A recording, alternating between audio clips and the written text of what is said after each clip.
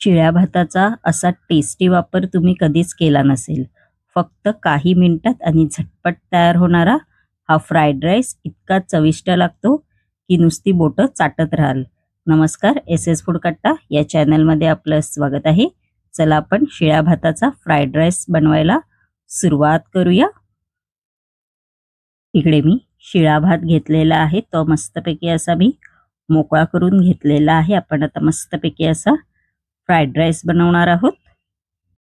इकडे मी कढई घेतलेली आहे. कढईमध्ये आपण आता 1 चमचा तेल आहे ते घालायचं आहे. तेल आपलं गरम झालेलं आहे. आपण आता या तेलामध्ये आलं, लसूण आणि मिरची अशी मी बारीक चिरून घेतलेली आहे ती घालायची आहे व परतवून घ्यायचं आहे मीडियम फ्लेमवर 1 ते 2 मिनिटं चांगलं.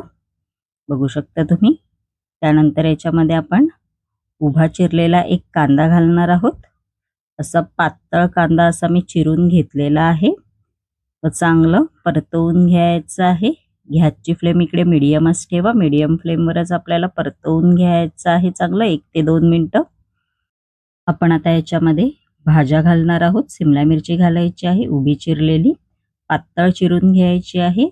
त्यानंतर गाजर सुद्धा घालायचं आहे असा पातळ चिरून उभा व असं परतवून घ्यायचं आहे हाय फ्लेमवरती 1 ते 2 मिनिटं.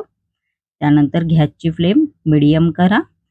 त्यानंतर आपण आता ह्याच्यामध्ये कोबी घालणार आहोत. कोबी असा मी उभा चिरून घेतलेला आहे तो घालायचा आहे व मीडियम फ्लेमवर आपण आता हे परतवून घ्यायचं आहे. भाज्या थोड्या अशा मऊसूत झाल्या पाहिजेत असं परतवून घ्यायचं आहे. त्यानंतर याच्यामध्ये आपण फ्राईड राईस मसाला आहे तो घालणार आहोत 1 चमचा. चांगलं परतवून घ्यायचं आहे मीडियम फ्लेमवरती 1 ते 2 मिनिटं. मसाला चांगला भाज्यांना लागला पाहिजे.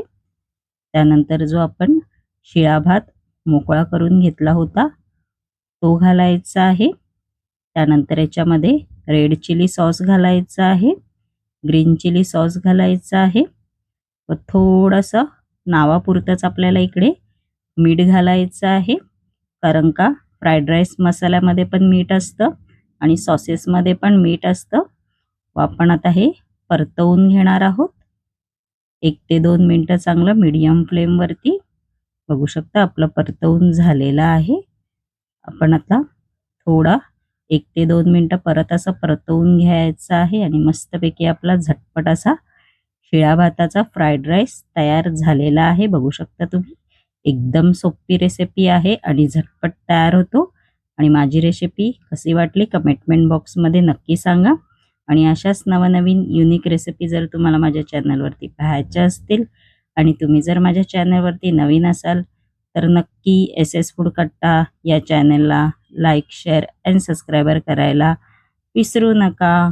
धन्यवाद.